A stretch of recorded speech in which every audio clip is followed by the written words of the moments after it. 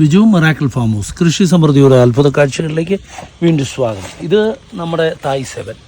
അപ്പോൾ ഇതുണ്ടോ, ഇത് പേരയ്ക്കാന്ന് പറിക്കുകയാണ്. ചെറിയ ചെടിയലാണ് ഇത്. ഇതേലും കായ്ച്ചിട്ടുണ്ട്. ഇതുപോലത്തെ തൈകളാണ് നമ്മൾ കൊടുക്കുന്നത്. എല്ലാത്തരം കായൊന്നും കാണുകയില്ല, ചിലപ്പോൾ ഇത്രയും പൊക്കവും കാണുകയുള്ളൂ, പക്ഷേ ഒറിജിനലാണ്.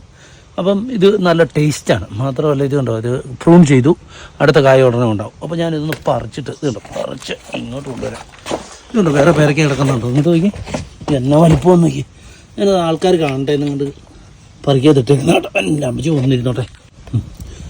അപ്പോൾ ഇതിൻ്റെ തൈക്ക് നമുക്ക് 200 രൂപ ഉള്ളൂ. DTDC കൊറിയർ വഴി എല്ലാ വീടുകളിലും എത്തും. മാത്രമല്ല ഇത് നല്ല ടേസ്റ്റാണ്, ഒറിജിനലാണ്.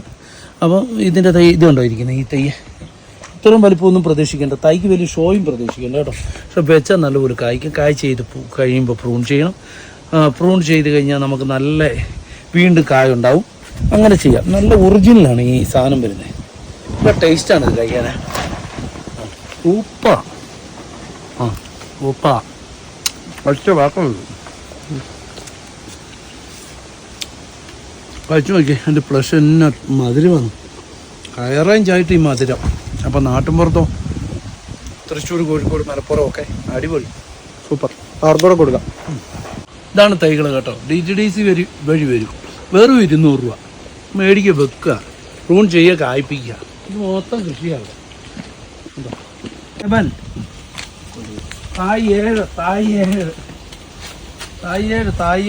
കഴിച്ചിട്ട് കൂടെ പള എന്നാ സൂപ്പർ സാധനമാണെന്നറിയോ.